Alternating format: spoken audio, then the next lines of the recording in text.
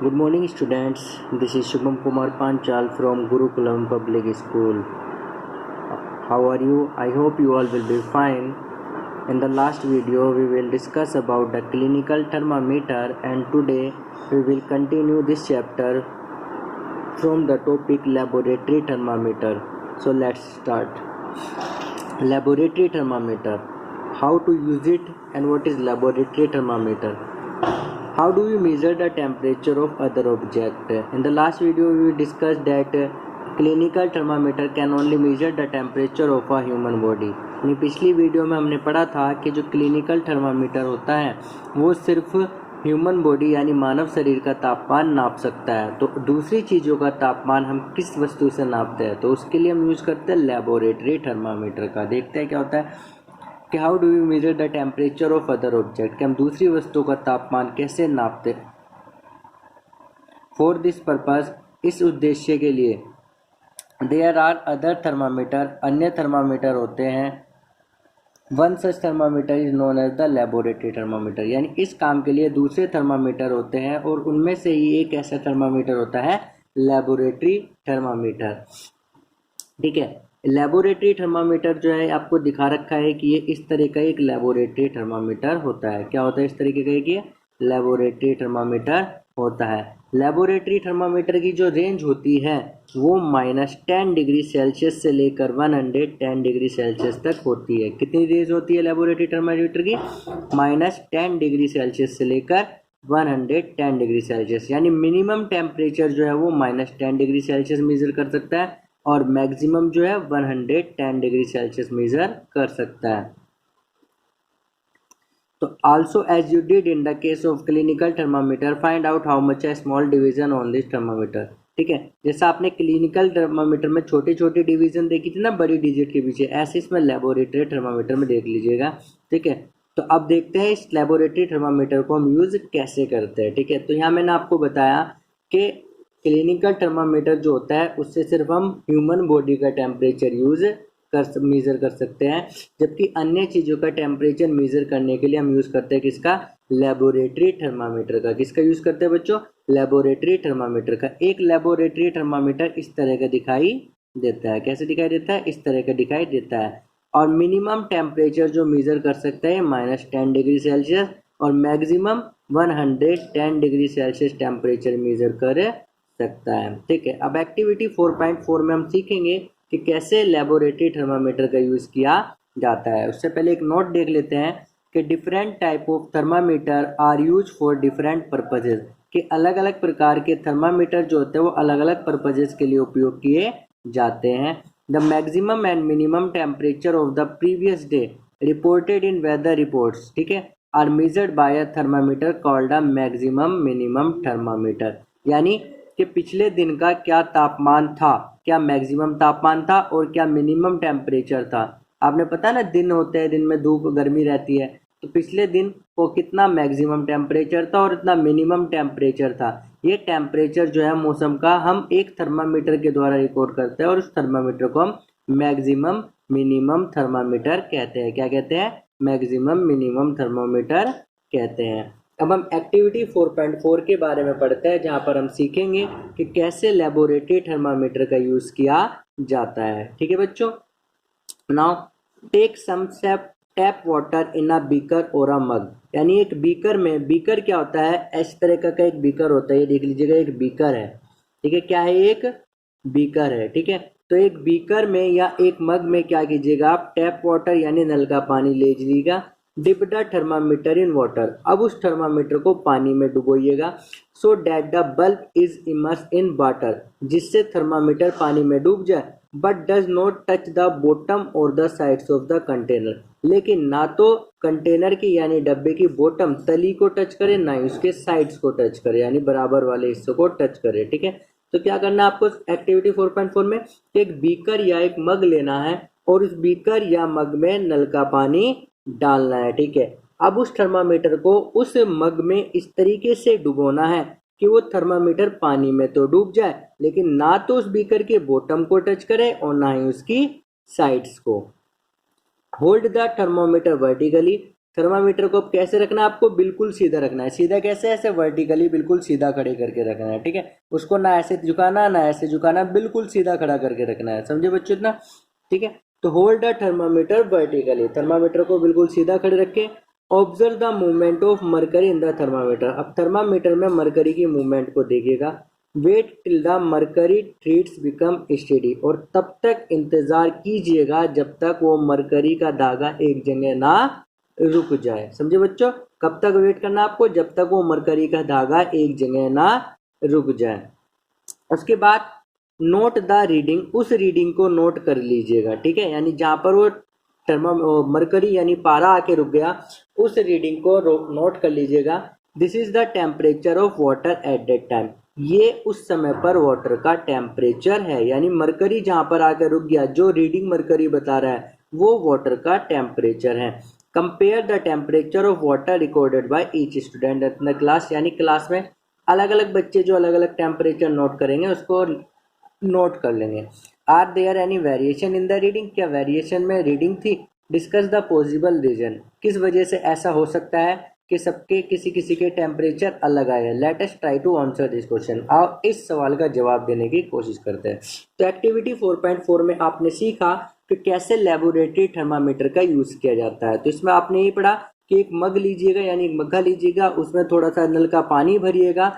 नल का पानी भरने के बाद, ठीक है, एक क्लिनिकल और लेबोरेटरी थर्मामीटर लीजिएगा और उसको पानी में डुबो दीजिएगा बल्ब की तरफ से। किस साइड से, बल्ब की तरफ से, ये है ना बल्ब, इस तरफ से डुबो दीजिएगा। और उसको इस तरीके से डुबोना है कि ना तो वो उस मग की बॉटम को टच करे और ना ही उसकी साइड्स को टच करे, और उसको बिल्कुल सीधा रखना है, ऐसा वर्टिकली बिल्कुल ऐसे सीधा खड़ा करके रखना है, ठीक है। और वर्टिकली रखने के बाद आप देखेंगे कि उसमें जो मरकरी है उस मरकरी में कुछ मूवमेंट होने लगेगी, और आपको तब तक उसको ऐसे ही पकड़ के रखना है जब तक वो मूवमेंट यानी रुक ना जाए, यानी मरकरी एक जगह पर रुक ना जाए। और जहाँ पर वो मरकरी रुकेगा बस वही जो है आपके वाटर का टेम्परेचर है। समझ में इतनी बच्चों बात। इसके बाद कुछ नोट्स लिखे ऊपर। In addition to precautions to be taken while reading a clinical thermometer, यानी जब आपने क्लिनिकल थर्मामीटर का यूज सीखा था तो उसमें आपने ये भी सीखा था कि हमें क्या क्या प्रिकॉशन यानी सावधानी रखनी चाहिए, ठीक है। तो ऐसे लेबोरेटरी थर्मामीटर में और भी कुछ प्रिकॉशन ऐड हुए हैं, जो क्या क्या है। सबसे पहला, should be kept upright not tilted, यानी इसको सीधा रखना चाहिए, टिल्टेड यानी झुका हुआ नहीं, यानी बिल्कुल सीधा रखिएगा, झुकाइए नहीं इधर उधर।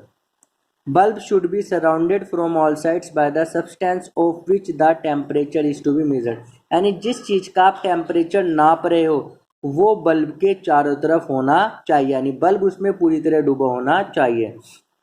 The bulb should not touch the surface of the container, और जो बल्ब है वो कंटेनर के यानी डब्बे के बॉटम को यानी सतह को टच ना करे, ठीक है। तो दो सावधानी और रखनी है आपको क्लिनिक लेबोरेटरी थर्मामीटर यूज करते हैं। सबसे पहली कि बिल्कुल सीधा रखना है। दूसरा, जो बल्ब है वो उस जिसका आप टेम्परेचर नाप रहे हो उसमें पूरी तरह डूबा होना चाहिए, और ना ही वो कंटेनर की बॉटम को टच करे ना ही उसकी साइड्स को टच करे। समझे बच्चों इतनी बात समझ में। अब देखते हैं एक्टिविटी 4.4 क्या करें यहाँ पर। Take some hot water in a beaker और अ मग, यानी फिर से एक बीकर या मग में आपको गर्म पानी लेना है। Dip the thermometer in water, और उस थर्मामीटर को पानी में डुबो देना है। वेट, इंतजार कीजिएगा, टिल तक, जब तक इंतजार कीजिएगा मरकरी ट्रेड बिकम्स स्टेडी, जब तक मरकरी जो है मूवमेंट करना बंद ना कर दे। एंड नोट द टेम्परेचर, और टेम्परेचर को नोट कर लीजिएगा क्या टेम्परेचर आएगा। Now take out the thermometer from water, अब थर्मामीटर को पानी से निकाल लीजिएगा। Observe carefully what happens now, और ध्यान से देखिएगा क्या होता है उसमें। डू यू नोटिस, क्या आप देखते हो that as soon as you take the thermometer out of water, कि जैसे जैसे आप थर्मामीटर पानी से बाहर निकालते हो जितनी जल्दी, the level of mercury begins to fall, mercury जो है वो पीछे की तरफ भागना शुरू कर देता है, यानी मरकरी का लेवल कम होने लगता है। दिस मीन्स, जिसका मतलब है that the temperature must be read while the thermometer is in water, कि टेम्परेचर आपको तभी रीड करना चाहिए जब थर्मामीटर पानी में हो, बाहर निकालने के बाद नहीं। बाहर निकालने के बाद मरकरी का लेवल कम होने लगता है। You may recall that while take, इसको अभी देखते हैं। पहले उससे पहले एक्टिविटी 4.5 में हमने क्या करा कि हमने करा कि कंटेनर में थोड़ा सा नल का पानी लिया और उसमें लेबोरेटरी थर्मामीटर को डुबोया, ठीक है, और तब तक वेट किया जब तक वो मरकरी एक जगह पर नहीं रुक गया, और जब मरकरी एक जगह पर रुका तो हमने टेम्परेचर को नोट कर लिया। अब हमने थर्मामीटर को बाहर निकाला, और जैसे ही हमने थर्मामीटर को बाहर निकाला हम देखते हैं कि मरकरी का लेवल कम होने लगता है, जिससे हमें पता चलता है कि हमें टेम्परेचर कब नापना चाहिए, जब लेबोरेटरी थर्मामीटर पानी में डूबा हुआ हो, यानी जिस चीज़ का आप टेम्परेचर नाप रहे हो वो उसी सब्सटेंस में होना चाहिए। बाहर निकालते साथ ही मरकरी का लेवल कम होने लगता है। समझे बच्चों इतनी बात। उसके बाद देखते हैं, यू में रिकॉल, आपको ध्यान होगा that while taking your own temperature, कि जब आप अपना टेम्परेचर नाप रहे थे, और ह्यूमन बॉडी का टेम्परेचर किससे नापते हैं बच्चों, क्लिनिकल थर्मामीटर से नापते हैं। किससे नापते हैं, clinical thermometer. You have to take the thermometer out of your mouth to note the reading, कि आपको जो थर्मामीटर है वो अपने मुंह से बाहर निकालना पड़ा था रीडिंग पढ़ने के लिए। Can you then use the laboratory thermometer to measure your, तो बच्चों हमने पढ़ा था कि क्लिनिकल थर्मामीटर जो होता है उससे हम ह्यूमन बॉडी का टेम्परेचर नापते हैं, लेकिन जो लेबोरेटरी थर्मामीटर होता है हम उससे ह्यूमन बॉडी का टेम्परेचर नहीं नाप सकते। क्यों नहीं नाप सकते, क्योंकि लेबोरेटरी थर्मामीटर को हमें क्या करना पड़ता है कि जब हम टेम्परेचर यूज करते हैं तो थर्मामीटर को मुंह से बाहर निकालना पड़ता है टेम्परेचर मापने के लिए, लेकिन लेबोरेटरी थर्मामीटर को हम जब मुंह से बाहर निकालेंगे तो वहाँ पर मरकरी का टेम्परेचर, मरकरी का लेवल कम होने लग जाएगा, मरकरी का लेवल कम होने लग जाएगा, जिससे क्या होगा, हम सही टेम्परेचर नहीं नाप पाएंगे। इसलिए हम टेम्परेचर नापने के लिए, मानव शरीर का तापमान नापने के लिए किसका यूज करते हैं बच्चों, क्लिनिकल थर्मामीटर का यूज करते हैं। और क्लिनिकल थर्मामीटर पर टेम्परेचर नीचे क्यों नहीं जाता, क्योंकि क्लिनिकल थर्मामीटर में बल्ब के पास एक किंक होता है। क्या होता है, एक किंक होता है। किंक मतलब एक हल्का सा सिकुड़ा सा हिस्सा होता है जिससे मरकरी का लेवल अपने आप से नीचे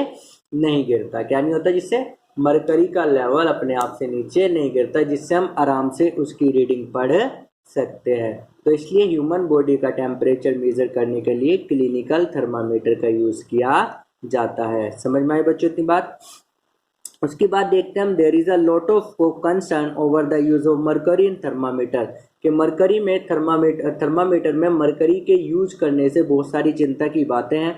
mercury is a toxic substance, mercury क्या है, एक टॉक्सिक सब्सटेंस यानी एक जहरीला पदार्थ है, and is very difficult to dispose of if a thermometer break, और इसको बेकार करना एक बहुत जो है खतरनाक हो जाता है अगर थर्मामीटर टूट जाता है। These days आजकल digital thermometers are available which do not use mercury, आजकल जो है डिजिटल थर्मामीटर उपलब्ध है, ठीक है, जो मरकरी का प्रयोग नहीं करते। इस तरीके का एक डिजिटल थर्मामीटर होता है, आप देख सकते हो कि यहाँ पर बल्ब है जिस साइड से आपके मुंह में रखा जाता है, और यहाँ पर इसकी रीडिंग आ जाती है, नंबर्स लिखे आ जाते हैं, ठीक है। तो डॉक्टर इसको मुंह में रखता है, और ये तब तक मुंह में रखना होता है जब तक ये बीप की साउंड ना करे। जैसे ये बीप की साउंड करता है डॉक्टर यहाँ पर रीडिंग पढ़ लेता है, ठीक है। तो जो क्लिनिकल थर्मामीटर है उनका यूज करना खतरनाक हो सकता है। क्यों, क्योंकि उनमें मरकरी का यूज होता है, और मरकरी एक जहरीला पदार्थ है, और अगर थर्मामीटर टूट जाए तो मरकरी आपको नुकसान पहुंचा सकता है। इसलिए आजकल डिजिटल थर्मामीटर्स का यूज किया जाता है। उससे आगे देखते हैं बच्चों, transfer of heat. Transfer of heat क्या होता है, ट्रांसफर मतलब स्थानांतरण, ऑफ हीट ऊष्मा का स्थानांतरण, ठीक है, यानी ऊष्मा यानी गर्मी एक जगह से दूसरी जगह कैसे ट्रांसफर होती है, इसके बारे में हम बात करते हैं। यू माइट हैव ऑब्जर्व, आपने ध्यान दिया होगा, डेट अ फ्राइंग पैन जिसमें आप चाय वगैरह बनाते हो, बिकम्स हॉट, गर्म हो जाता है, when kept on a flame, जब इसे आग पर रखा जाता है। कि एक फ्राइंग पैन जो होता है वो गर्म हो जाता है जब इसे आग पे रखा जाता है। इट इज बिकॉज, ऐसा इसलिए है, the heat passes from the flame to the utensil, कि हीट जो होती है वो फ्लेम यानी आग से किस में चली जाती है, अटेंसिल यानी बर्तन में चली जाती है। When the pan is removed from the fire, और जब इस पैन को फायर से हटाया जाता है यानी आग से उतार लिया जाता है, इट स्लोली कूल्स डाउन, ये धीरे धीरे ठंडा हो जाता है। Why does it cool down, ये ठंडा क्यों होता है, the heat is transfer from the pan to the surrounding, तो हीट जो होती है पैन की वो कहाँ चली जाती है, सराउंडिंग यानी आसपास में ट्रांसफर हो जाती है। सो यू कैन अंडरस्टैंड, तो आप समझ सकते हो, दैट इन बोथ केसेस, के दोनों मामलों में, the heat flows from a hotter object to a colder object, जो हीट होती है वो एक हॉटर ऑब्जेक्ट यानी एक गर्म वस्तु से टू अ कोल्डर ऑब्जेक्ट एक ठंडी वस्तु में चली जाती है। इनफैक्ट बल्कि इन ऑल केसेस सभी मामलों में heat flows from a hotter object to a colder object. इस सभी मामलों में हीट यानी ऊष्मा जो होती है वो एक गर्म वस्तु से ठंडी वस्तु की तरफ चली जाती है। How does heat flow, heat कैसे बहती है, लेट अस इन्वेस्टिगेट, आओ जांच करते हैं। ठीक है, तो उससे पहले हमने ट्रांसफर ऑफ हीट पढ़ा। ट्रांसफर ऑफ हीट में आपने पढ़ा कि आपने देखा होगा कि जब एक फ्राइंग पैन को आप आग पर रखते हो तो वो धीरे धीरे गर्म होना शुरू हो जाता है, और जब आप उस पैन को उस आग पे से उतार लेते हो यानी नीचे रख देते हो तो वो धीरे धीरे ठंडा हो लग जाता है। क्यों, ऐसा क्यों होता है कि जब आप उस पैन को आग पर रखते हो तो क्या होता है कि जो आग में हीट होती है यानी जो फ्लेम में हीट होती है वो उस बर्तन में चली जाती है, जिसकी वजह से वो गर्म हो जाता है। और जब आप उसे उतार के नीचे रख देते हो तो जो बर्तन की हीट होती है वो आसपास में फैल जाती है। दोनों ही सिचुएशन में क्या होता है कि हीट जो होती है वो हॉटर ऑब्जेक्ट से कोल्डर ऑब्जेक्ट में चली जाती है, यानी गर्म वस्तु से ठंडी वस्तु में चली जाती है। और ऐसा हमेशा होता है कि हीट जो होती है वो गर्म वस्तु से ठंडी वस्तु में चली जाती है। तो हीट फ्लो कैसे करती है इसके बारे में हम देखते हैं एक्टिविटी 4.6। ठीक है, एक्टिविटी 4.6 समझते बच्चों। एक रोड लीजिएगा और आप फ्लैट स्ट्रिप या एक चपटी पट्टी लीजिएगा ऑफ अ मेटल, किसी भी धातु की, जैसे लोहे का स्केल होता है ना आपका लंबा सा, एक ऐसा स्केल ले लीजिएगा। से ऑफ एल्यूमिनियम और आयरन, या तो एल्यूमिनियम का हो या किसका हो बच्चों, आयरन लोहे का हो। Fix uh few small wax pieces on the road, अब उस रोड पर छोटे छोटे मोम के टुकड़े लगाइएगा। These pieces should be at nearly equal distance, और ये जो पीसेज है, ये जो टुकड़े आपने चिपकाए हैं, ये लगभग बराबर दूरी पर लगाने हैं। Clamp the rod to a stand, अब रोड जो है उसको एक स्टैंड पर क्लैंप यानी जकड़ दीजिएगा। If you do not find a stand, अगर आपके पास कोई स्टैंड नहीं है, you can put one end of the rod in between bricks, तो आप रोड का एक एंड जो है ब्रिक्स यानी ईंटों के बीच में रख सकते हो। इस तरीके से देखो जैसे ये फंसा रखा है। Now heat the other and of the road and observe, अब रोड के दूसरे हिस्से को गर्म कीजिएगा और ऑब्जर्व ध्यान से देखिएगा। What happens to the wax pieces, मोम के टुकड़ों के साथ क्या होता है। Do this pieces begin to fall, क्या ये टुकड़े गिरना शुरू कर देते हैं। Which piece fall the first, कौन सा टुकड़ा पहला गिरता है। Do you think that heat is transferred, क्या आप ये सोचते हो कि हीट ट्रांसफर होती है from the end nearest to the flame to the other end, कि जो सिरा फ्लेम के पास था वहां से दूसरे सिरे तक ट्रांसफर हो। तो बच्चों आपने इसमें क्या पढ़ा कि आपको क्या करना है, एक रोड या चपटी पट्टी लेनी है, या तो किसी भी मेटल की ले लीजिएगा, या तो आप एल्यूमिनियम की ले लीजिएगा या आयरन लोहे की लीजिए, जैसा आपका आयरन का स्केल होता है ना लंबा सा, वो ले लीजिएगा। अब उस आयरन स्पेल पर आपको क्या करना है, छोटे छोटे मोम के टुकड़े लगाने हैं, और ध्यान रखिएगा छोटे छोटे मोम के टुकड़े लगभग बराबर दूरी पर हो। अब उसके बाद उस रोड को दो ईंटों के बीच में रख दीजिएगा जैसे ये रखी हुई है। फिर जो एंड दूसरी तरफ था उसके नीचे एक मोमबत्ती जला दीजिएगा, जिससे आप थोड़ी देर बाद क्या देखोगे कि जो मोम के टुकड़े हैं वो धीरे धीरे नीचे गिरना शुरू कर देते हैं। सबसे पहले टुकड़ा गिरेगा जो आग के पास है, फिर दूसरा, फिर तीसरा, इस तरीके से ईंट तक के सारे टुकड़े गिरने शुरू हो जाएंगे। कैसे, आपको पता है मोम कम पिघलता है जब वो गर्म होता है, तो आपने जब इसको मोमबत्ती से गर्म किया तो हीट यहाँ से धीरे धीरे ट्रांसफर होनी शुरू हो गई और दूसरे एंड तक पहुंच गई, यानी जो एंड मोमबत्ती के पास था, कैंडल के पास था, वो एंड गर्म हुआ और धीरे धीरे पूरी स्केल गर्म होती चली गई।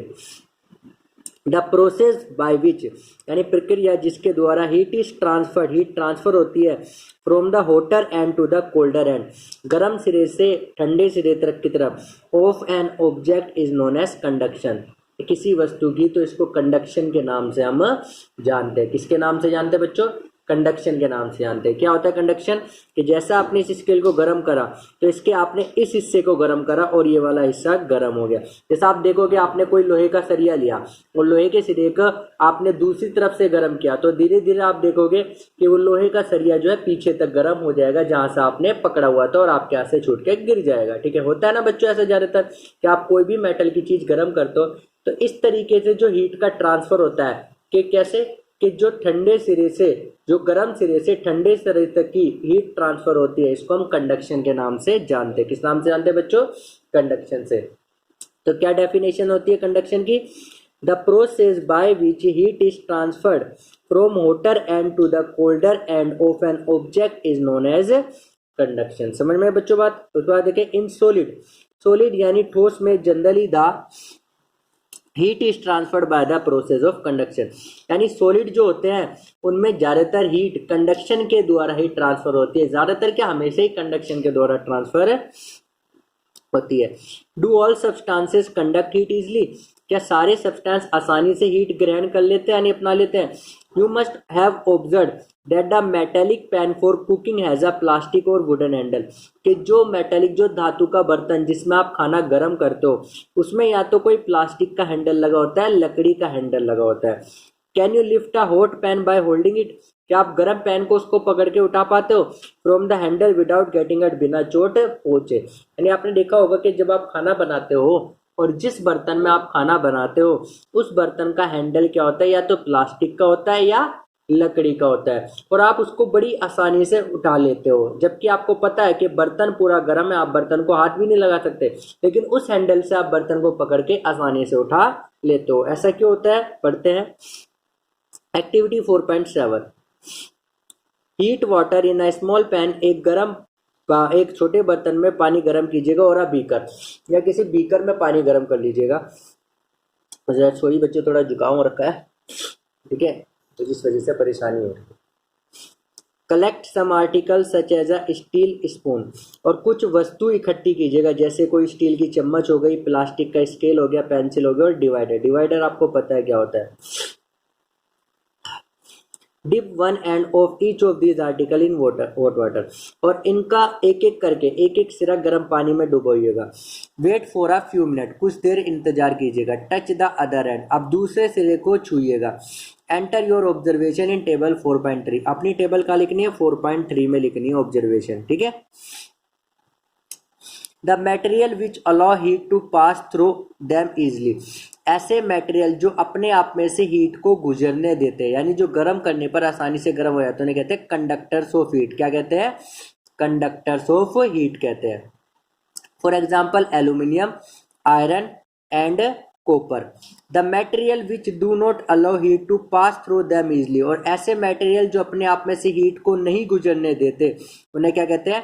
Poor conductors of heat. क्या कहते हैं? Poor conductors of heat. Such as plastic and wood, जैसे प्लास्टिक और लकड़ी। Poor conductors are known as insulator, और पुअर कंडक्टर को हम किस नाम से जानते हैं? इंसुलेटर्स के नाम से जानते हैं, यानी कुचालक के नाम से जानते हैं। कंडक्टर सुचालक, इंसुलेटर कुचालक। The water and air are poor conductors of heat, water और एयर जो है वो हीट के पुअर कंडक्टर है। Then how does the heat transfer take place in this substance, तो इन सब्सटेंसेस में हीट ट्रांसफर कैसे होती है? Let us find out. ये हम एक्टिविटी 4.8 में पढ़ेंगे, समझे बच्चों। उससे पहले देख लेते हैं कि एक्टिविटी 4.7 में आपने पढ़ा था कि आपको एक छोटे से बर्तन में पानी गर्म करना था और कुछ वस्तुएं लेनी थी, जैसे स्टील की स्पून, प्लास्टिक की स्केल, पेंसिल और डिवाइडर, और उनके एक सिरे को बार बारी से आपको पानी में डुबोना था। फिर कुछ मिनट बाद उसके दूसरे सिरे को टच करके देखना था क्या वो गर्म हुआ है, ठीक है। तो जो गर्म हुए हैं वो कंडक्टर, जो नहीं हुए वो इंसुलेटर। कैसे? कि देखो, जो मटेरियल अपने आप में से आसानी से हीट को गुजरने देते हैं उन्हें कंडक्टर कहते हैं, जैसे एल्यूमिनियम और आयरन और कॉपर। और जो मटेरियल अपने आप में से हीट को आसानी से नहीं गुजरने देते उन्हें हम पुअर कंडक्टर ऑफ हीट या फिर इंसुलेटर कहते हैं, जैसे प्लास्टिक और वुड। समझ में बच्चों बात? कि जो अपने आप में से हीट को गुजरने देते हैं वो कंडक्टर, और जो नहीं गुजरने देते वो इंसुलेटर। वाटर और एयर जो है वो पुअर कंडक्टर है हीट के, लेकिन फिर भी उनमें हीट ट्रांसफर होती है। और कैसे ट्रांसफर होती है इसके बाद हम एक्टिविटी 4.8 में डिस्कस करेंगे, यानी नेक्स्ट वीडियो में इसके बारे में हम बात करेंगे। समझ में आई बच्चों बात? उम्मीद करता हूँ आपको जितनी भी बातें बोली गई है वो सारी समझ में आई होगी। अगर कोई बात आपके नहीं समझ में आई या आप डाउटफुल हो तो आप मुझसे व्हाट्सएप ग्रुप में इस बारे में चर्चा कर सकते हैं। आशा आपका दिन शुभ रहे।